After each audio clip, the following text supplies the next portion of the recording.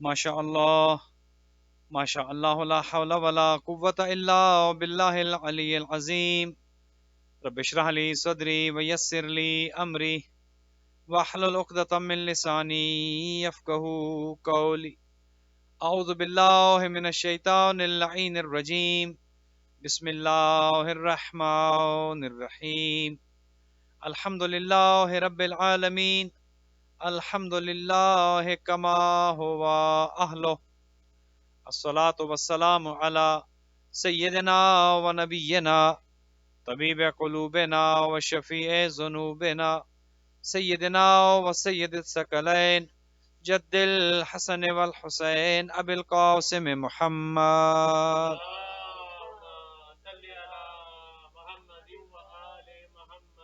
والصلاة والسلام على اہل بیتہ الطیبین الطاہرین المعصومین الغر المیامین المنتجبین المکرمین الذین اذهب اللہ عنہم الرجس وطہرہم تطہیرا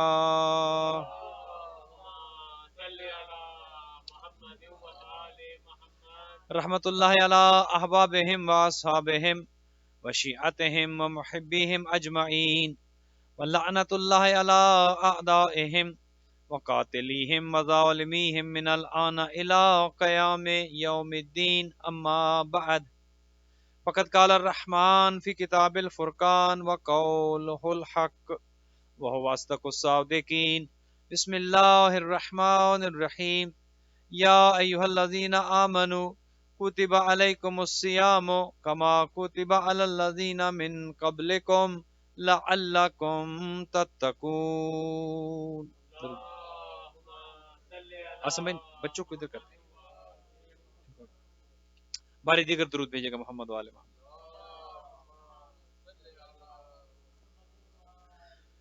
مومن مومنات، جیسا کہ آپ جانتے ہیں کہ آج ہماری 11ویں نشست ہے ماہ رمضان المبارک کے حوالے سے، اور جو آیہ مجیدہ عنوان کلام ہے اس کا نتیجہ ہم یہ حاصل کرنے کی کوشش کر رہے ہیں کہ کیسے ہم صاحبان تقوی میں سے ہو جائیں، چونکہ کامیابی متقین کے لیے ہے، کامیابی اہل تقوی کے لیے ہے.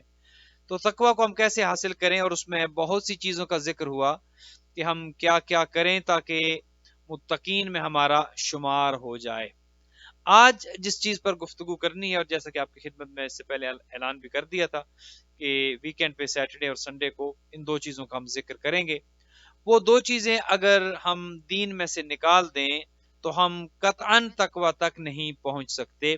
ان دونوں کا تعلق فروع دین کے ساتھ ہے، چونکہ آپ جانتے ہیں دین میں کچھ اصول ہیں، بنیادیں ہیں، اعتقادات ہیں، دین میں کچھ افعال ہیں، اعمال ہیں. اصول دین جو ہیں وہ عقائد ہیں، فروع دین اعمال ہیں. فروع دین میں سب سے پہلے نماز ہے، پھر روزہ ہے، پھر حج ہے، پھر زکوٰۃ ہے، اور اس کے بعد خمس ہے. یہ چوتھی اور پانچویں نمبر پہ جو دو چیزیں ہیں، زکوٰۃ اور خمس، یہ دونوں اسی طرح واجب ہیں کہ جس طرح نماز واجب ہے، جس طرح روزہ واجب ہے، جس طرح حج واجب ہے، بالکل اسی طرح زکوٰۃ بھی واجب ہے اور خمس بھی واجب ہے. لوگ یہ سمجھتے ہیں کہ شیعہ میں زکوٰۃ نہیں ہے، ایسا نہیں ہے. شیعہ کا مذہب قرآنی مذہب ہے، شیعہ کا مذہب اہل بیت کا مذہب ہے، پیغمبر اکرم کی احادیث سے لیا گیا مذہب ہے. یہ کیسے ہو سکتا ہے کہ قرآن حکیم بار بار زکوٰۃ کا ذکر کرے اور شیعہ کے ہمارے ہاں تو زکوٰۃ ہے ہی نہیں؟ یہ کہاں سے بات آگے؟ قرآن میں بار بار ذکر ہوا ہے، تقریباً 56 آیات میں 59 ٹائمز تقریباً زکوٰۃ کا ذکر ہوا ہے. اور جہاں پر نماز کا ذکر ہوا ہے وہیں پر ساتھ زکوٰۃ کا بھی ذکر ہوا ہے. نماز سے کم اہمیت نہیں ہے زکوٰۃ کی. لوگ یہ سمجھتے ہیں کہ زکوٰۃ کی اہمیت نہیں ہے، ہمیں زکوٰۃ دینے کی ضرورت نہیں ہے. اس کی وجہ یہ ہے کہ زکوٰۃ کا تعلق چونکہ مال سے ہے، اور کوئی بھی چیز جس کا تعلق مال سے ہو وہ دیتے ہوئے ذرا انسان کو مشکل ہوتی ہے، تکلیف ہوتی ہے. اس لیے بعض افراد کہتے ہیں جی ہمارے ہاں تو زکوٰۃ ہے ہی نہیں، حالانکہ ایسا نہیں ہے. قرآن بار بار کہتے ہیں اقیموا الصلاۃ وآتوا الزکوٰۃ، اقیموا الصلاۃ وآتوا الزکوٰۃ. بار بار زکوٰۃ کا ذکر ہے، نماز کا ذکر ہے، ساتھ زکوٰۃ کا ذکر ہے.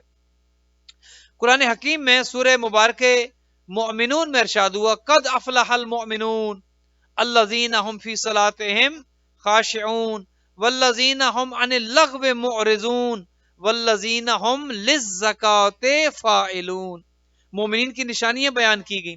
کہا گیا قد افلح المؤمنون، مومنین کامیاب ہو گئے. کامیابی فقط مومنین کے لیے ہے. سورہ مومنون قرآن مجید کا 23واں سورہ ہے. کیا ارشاد ہوا؟ قد افلح المؤمنون، مومنین کامیاب ہو گئے. کامیابی فقط مومنون کے لیے ہے.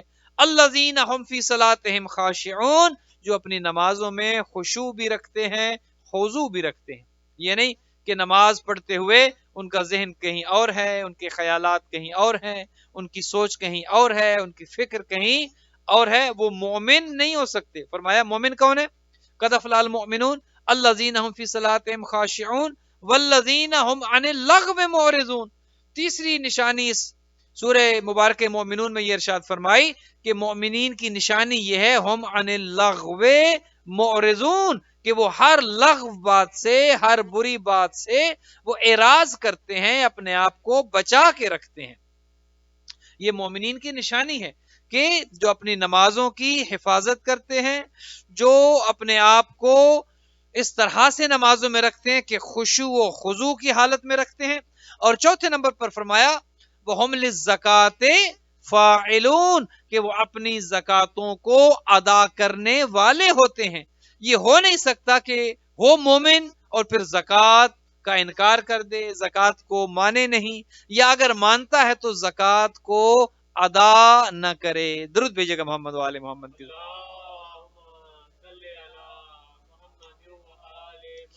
زکات بالکل اسی طرح واجب ہے جس طرح دیگر عبادات ہم پر واجب ہیں، دینی ہے. یہ بات الگ ہے کہ کس چیز پر ہے زکات اور کس چیز پر نہیں ہے. یہ فقہی مسائل ہیں.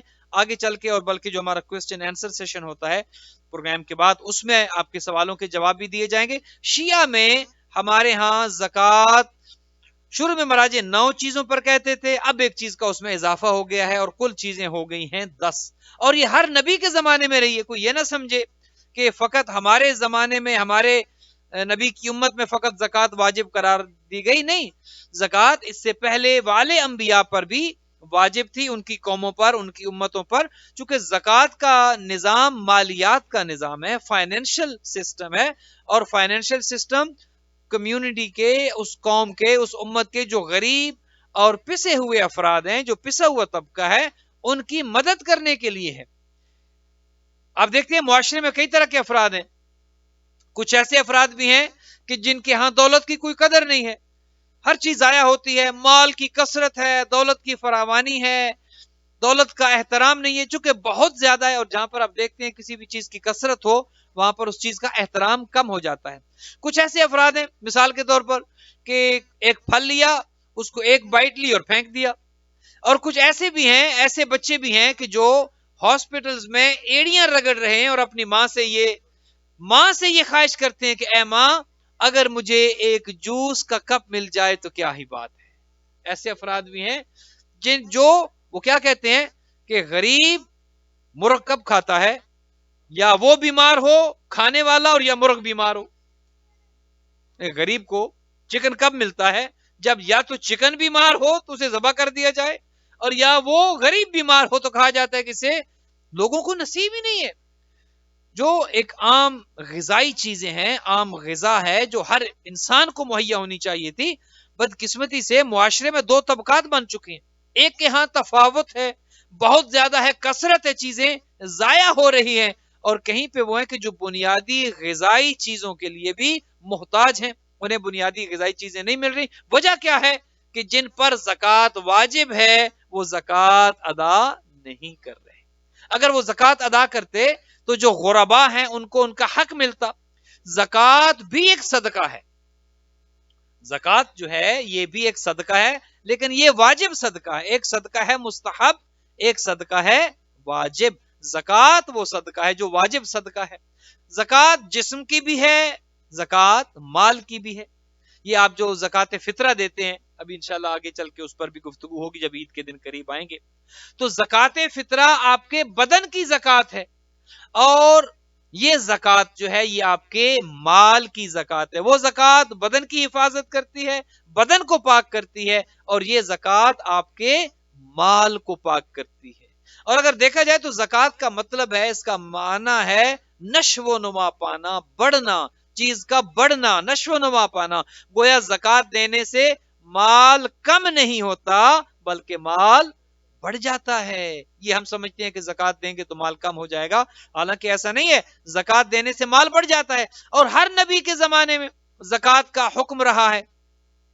حضرت موسیٰ نے جب قارون کو کہا تھا کہ زکوٰۃ دو، قارون کے بارے میں آپ نے سن رکھا ہے کہ اس کے بڑے خزانے تھے، اور اس کے خزانوں کی فقط چابیاں اٹھانے کے لیے ایک پوری جماعت ہوا کرتی تھی جو اس کے خزانوں کی چابیاں اٹھاتی تھی۔ ان خزانوں میں کیا کچھ ہوگا اللہ بہتر جانتا ہے۔ تو حضرت موسیٰ کا رشتہ دار تھا قارون، حضرت موسیٰ کا رشتہ دار تھا۔ حضرت موسیٰ نے اسے کہا کہ زکوٰۃ کا حکم آ گیا ہے تو تم زکوٰۃ ادا کرو، تمہارے پاس مال بہت ہے، تم زکوٰۃ ادا کرو۔ اب مال کی محبت چکے انسان کے دل میں حب دنیا یا حب مال، جب دولت کی محبت دل میں آ جائے، جب دنیا کی محبت دل میں آ جائے تو پھر انسان ہیلے بہانے ڈھونڈتا ہے، یہ نہ دینا پڑے، وہ نہ دینا پڑے، اور انسان چاہتا ہے کہ کہیں سے اس کو کچھ چھوٹ مل جائے۔ تو قارون نے پہلے تو ٹال مٹول سے کام لیا۔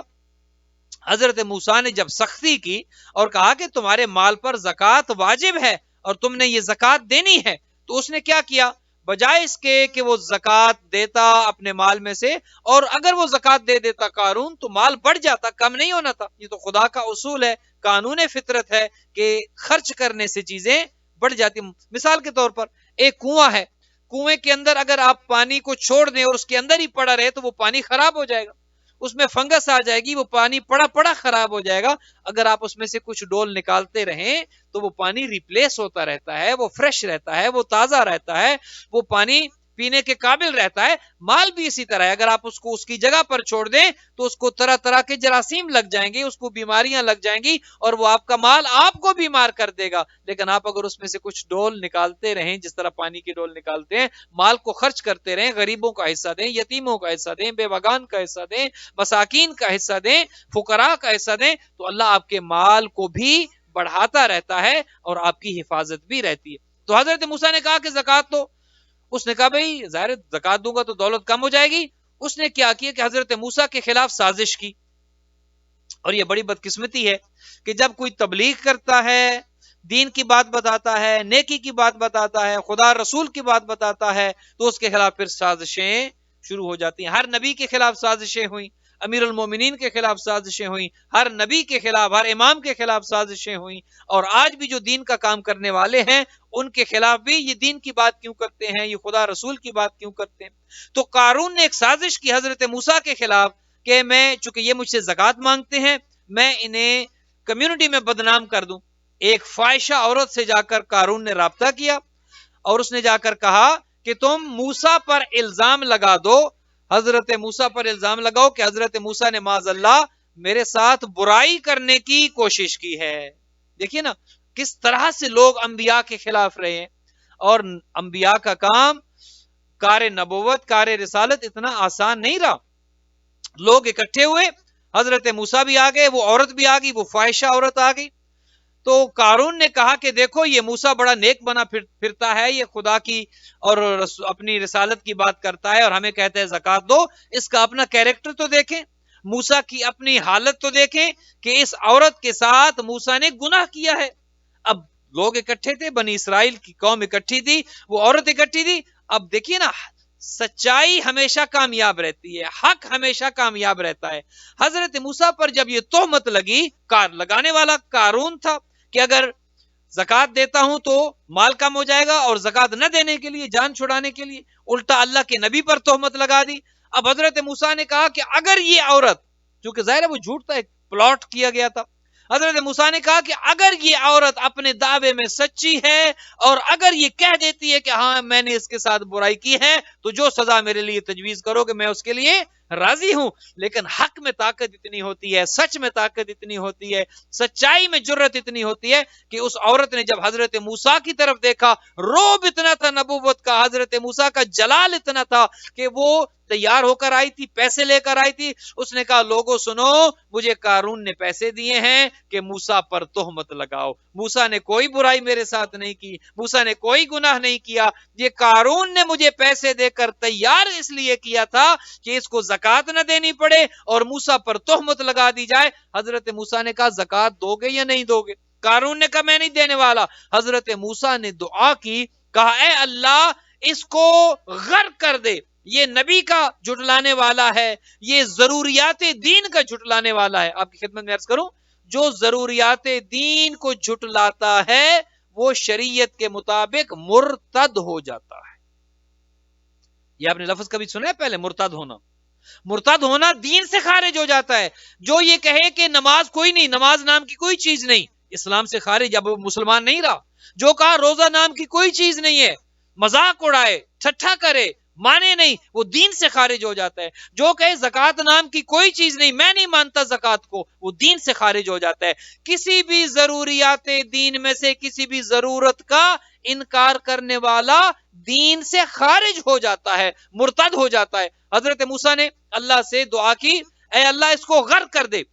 اللہ سبحانہ و تعالی نے اس کو اسی مقام پر جہاں پر وہ کھڑا تھا زمین میں دھنسانا شروع کر دیا، زمین میں جانا شروع کر دیا. تھوڑا سا نیچے گیا، موسیٰ مجھے بچا لو، پھر تھوڑا سا اور نیچے گیا، جب کہ وہ کمر تک زمین پہ دھنس گیا. کہتا ہے موسیٰ، اب دیکھو نا، کافر اور مشرک اور خدا پر ایمان نہ لانے والے اور منافق اور دین پر عمل نہ کرنے والے لوگ کتنے خطرناک اور خراب ہوتے ہیں. مرتے مرتے اب زمین میں جا رہا ہے، اور زمین میں جاتے جاتے پھر ایک شرارت کر دی. وہ شرارت کیا تھی؟ کہا موسیٰ تم اس لیے مجھے زمین میں دھکیل رہے ہو جادو کر کے کہ تم میرے مال پر قبضہ کر لو. یہ میرے خزانے جو ہیں، یہ میرے مال جو ہے، یہ میرے خزانے اور یہ اتنا سونا اور چاندی اور یہ سارے کا سارا میرا مال، یہ تم ہتھیانا چاہتے ہو. تم اس لیے مجھے جادو کر کے زمین میں جو ہے وہ دھکیل رہے ہو کہ میرے مال پر تم قبضہ کر لو. حضرت موسیٰ نے کہا اے خدا اس کا مال بھی اس کے ساتھ دفن کر دے. مجھے مال کا لالچ نہیں ہے، میں مال کے لیے نہیں کر رہا، یہ تیرے دین کا منکر ہے، یہ ضروریات دین کا منکر ہے. اے خدا اس کا مال بھی اس کے ساتھ زمین میں دفن کر دے. تو تاریخ نے دیکھا، چشم فلک نے دیکھا کہ ادھر سے وہ زمین میں دھنسنا شروع ہوا، ادھر سے اس کے خزانے، سونے کا محل اور اتنے خزانے جس کی چابیاں اٹھانے کے لیے پوری ایک جماعت ہوتی تھی، سارے کا سارا مال قارون کے سر پر آیا اور قارون سمیت زمین میں دھسنا شروع ہوا. اور روایت یہ کہتی ہے کہ آج تک وہ نیچے چلا ہی جا رہا ہے. اللہ اکبر. قارون نے نماز کا انکار نہیں کیا، موسیٰ کی نبوت کا انکار نہیں کیا، خدا کی توحید کا انکار نہیں کیا، ضروریات دین میں سے فقط ایک ضرورت کا انکار کیا، اور وہ ضرورت کیا تھی؟ زکات. ایک عمل کا انکار کیا، ایک زکات کا انکار کیا، اور نتیجہ کیا نکلا کہ پورے کا پورا قارون اپنے کچھ ساتھیوں سمیت، اپنے مال سمیت زمین میں، خداوند متعال نے اسے حضرت موسیٰ کی دعا کو قبول کرتے ہوئے. تو ہم نے بھی دیکھنا ہے کہ کیا ہم اپنے واجبات کو ادا کر رہے ہیں یا نہیں. شیعہ میں زکات ہے، یہ پھر سن لیں، چیز ریکارڈ بھی ہو رہی ہے، ڈاکومنٹیشن بھی اس کی بن رہی ہے. شیعہ میں زکات ہے، یہ شیعہ پر بہتان ہے، تہمت ہے کہ شیعہ کے ہاں زکات نہیں ہے. کس نے کہہ دیا ہے؟ ہمارے ہاں چونکہ خود جب قرآن یہ کہتے ہیں اقیموا الصلاۃ وآتوا الزکات، زکات دو، تو ہم کیسے، ہم تو ہمارا مذہب ہی قرآنی مذہب ہے، یہ کیسے ہو سکتا ہے کہ ہم زکات کا انکار کر دیں؟ ہمارے ہاں زکات پہلے مراجع کہتے تھے 9 چیزوں پر، اب ایک چیز کا اضافہ ہو چکا ہے، 9 چیزوں پر زکات ہے، یہ سن لیں. اور آج کی حد تک آپ کی زحمت کو تمام کر دوں چونکہ افطار کا وقت بھی قریب ہے. شیعہ میں 9 چیزوں پر زکات ہے. پھر سن لیں، ہماری بہنیں بھی سن لیں جو ماشاءاللہ ان سے بھی اس کا تعلق ہے، چونکہ وہ بھی سونا اور چاندی اکٹھا کرتی ہیں.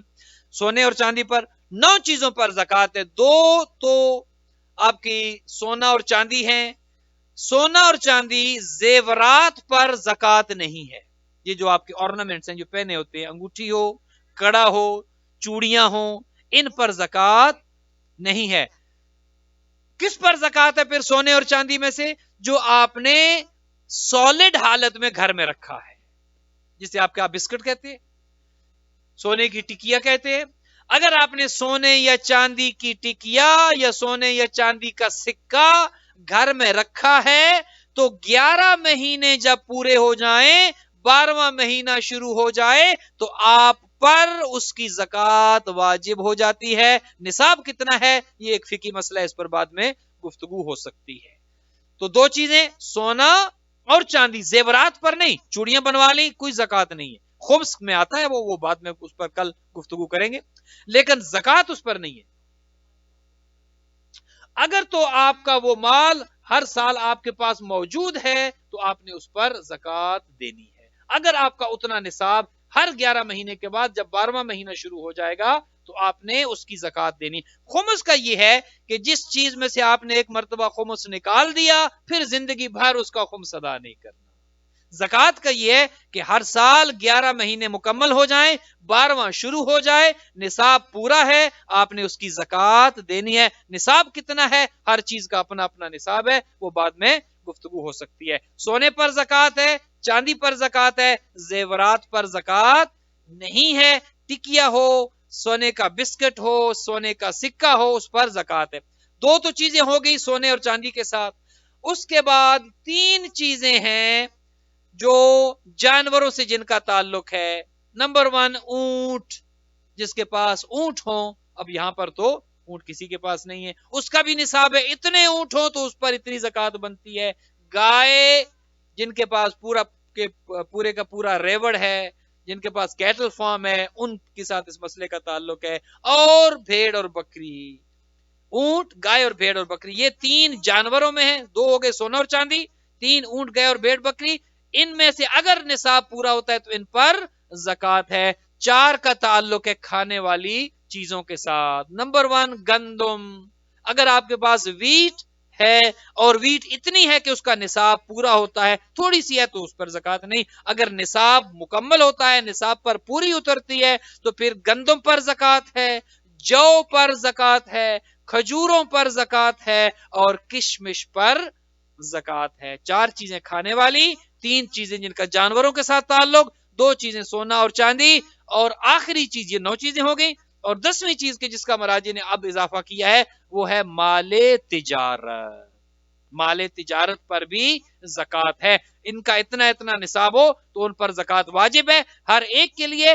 کرنسی نوٹس پر زکوٰۃ ہمارے ہاں نہیں ہے. یہ جو بینکوں میں جو ماہ رمضان شروع ہوتا ہے ایک ایفیڈیوٹ دے دیا جاتا ہے کہ میں شیعوں میری زکوٰۃ نہ کاٹی جائے. چونکہ ہمارے ہاں ملک میں قانون ہے کہ شیعہ کی زکوٰۃ کرنسی نوٹوں پر نہیں ہے، ہماری زکوٰۃ بینکوں میں نہ کاٹی جائے. ہم اپنے ہاتھوں سے زکوٰۃ دیتے ہیں، ہم زکوٰۃ کے منکر نہیں ہیں. کوئی بھی شیعہ زکوٰۃ کا منکر نہیں ہے. اور جو زکوٰۃ کا منکر ہو جائے، ضروریات دین میں سے کسی ایک ضرورت کا منکر ہو جائے تو اس کو اسلام سے خارج کر دیا جاتا ہے.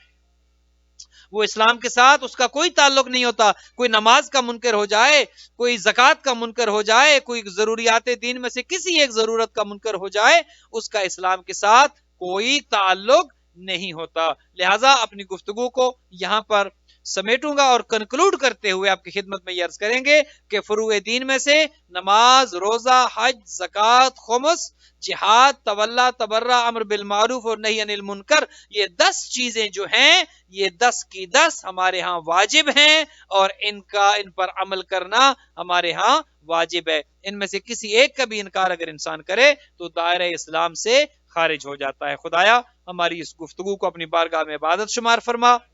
بہن بھائی جو آج کی اس افطار میں موجود ہیں سب کو طول عمر عطا فرما، سب کی حاجات کو پورا فرما، روزے نمازیں قبول و منظور فرما. در عباس کو جو ڈونیشن دے رہے ہیں خدایا ان سب کا ڈونیشن اپنی بارگاہ میں قبول فرما. دینے والے کے مال و رزق میں برکت عطا فرما، ان کے مرحومین کی مغفرت فرما، ان کے بچوں کو نیک اور صالح فرما، انہیں دنیا اور آخرت میں کامیاب و کامران فرما. آج کی افطاری جناب پرویز اختر کی صاحب ان کی جانب سے خدایا پرویز اختر صاحب کو صحت و تندرستی عطا فرما، ان کے بچے بچیوں، ان کے دامادوں کی صحت و تندرستی عطا فرما، طول عمر عطا فرما، ان کے مال و رزق میں وسعت عطا فرما، ان کے گھر پر رحمت برکتیں نازل فرما، ان کے مرحومین کی مغفرت فرما. خداوند متعال بیک اہل بیت علیہ الصلوۃ والسلام ہمارے زمانے کے امام کے ظہور میں تعجیل فرما. اور کورونا کی وجہ سے جہاں جہاں بھی اس وقت ایک مصیبت ہے خاص کر کے ہندوستان میں. خدایا وہ منظر دیکھے نہیں جاتے، چلتا پھرتا بندہ گر رہا ہے اور ڈھیر لگے ہیں لاشوں کے. الامان الحفیظ، الامان الحفیظ. دل کڑتا ہے انسانیت کے ساتھ کیا ہو رہا ہے، انسانوں کے ساتھ کتنا بڑا امتحان ہے کہ جس میں سے گزر رہے ہیں. میں تو یقین کریں میرے پاس وہ کلپ ہے، ایک بندہ چلتا چلتا گر رہا ہے اور لاشوں کے ڈھیر لگ رہے ہیں. ایسے چلتے سڑک کے کنارے لوگ گر رہے ہیں، چل رہے ہیں اور گر رہے ہیں، گاڑیوں سے اترتے ہوئے گر رہے ہیں. الامان الحفیظ. آئیے خدا سے دعا کریں، خدایا اس موذی مرض کا خاتمہ فرما. خدایا ہم اس کے متحمل نہیں ہیں کہ ہم اس طرح کے امتحانات میں سے گزر سکیں. خدایا کرونا کا خاتمہ فرما، جو کرونا کے مریض ہیں ان کو شفا عطا فرما، اور جو کرونا کی وجہ سے دنیا سے چلے گئے ان سب کے درجات کو متعالی فرما. اللہم تقبل منا انک انت السمیع العلیم بجائے محمد و آلہ الطیبین الطاہرین المعصومین.